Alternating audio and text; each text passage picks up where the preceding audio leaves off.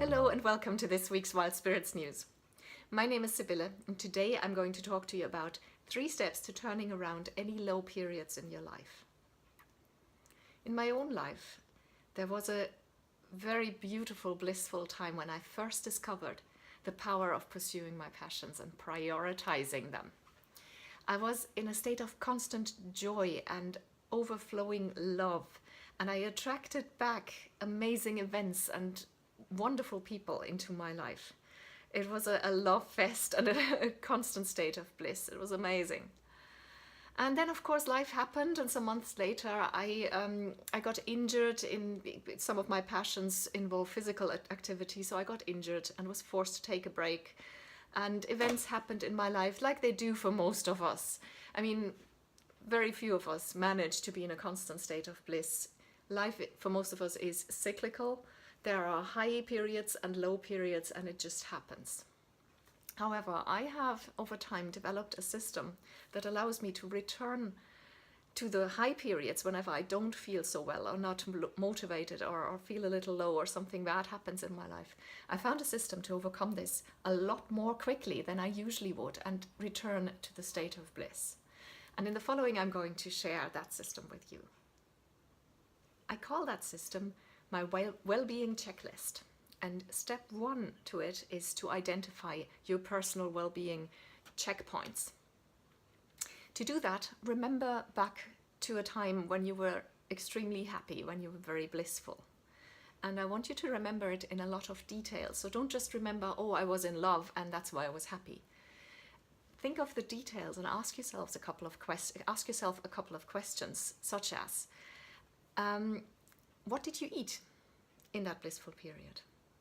How much sleep did you get? Which passions did you pursue? And obviously, how did you just spend your days? In detail again, what activities did you do? Write down all your answers, it's very important, and go to the next step. Step 2 is to write down your wellness essentials. This is where you create the actual well-being checklist. Go through your answers from step 1, everything you wrote down there, and identify which of these are essential points for your feeling happy and blissful, for your well-being, like the sleep and the eating and any important passions or activities that you come across. And this is different for everyone.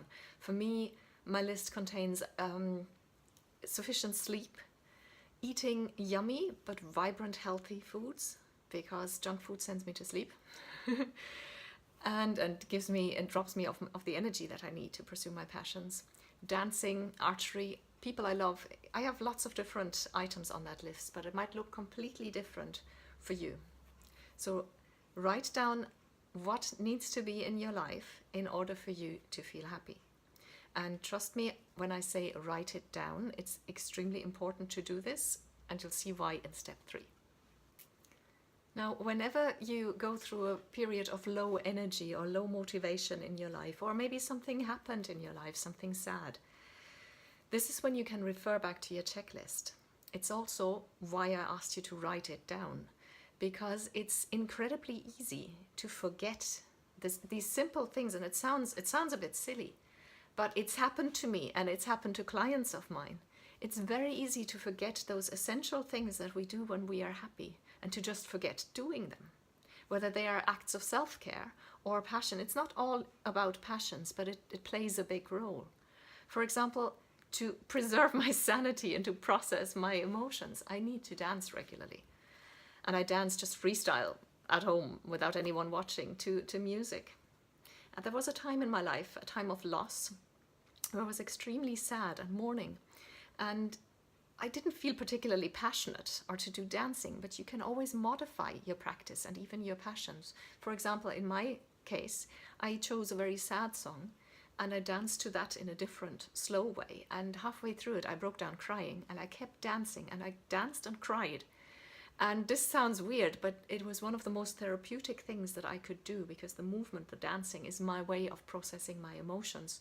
And it was a huge release that I felt about this. So don't be afraid to adapt your passions or what you do to feel well to your situation. Don't forget your self-care. Don't forget all these steps that are on the list. And again, this is why you wrote it down, and try to insert them back into your life. So in essence, this process, these 3 steps, are about reminding yourself of the things that you need in your life in order to be well and in order to be happy and joyful and blissful.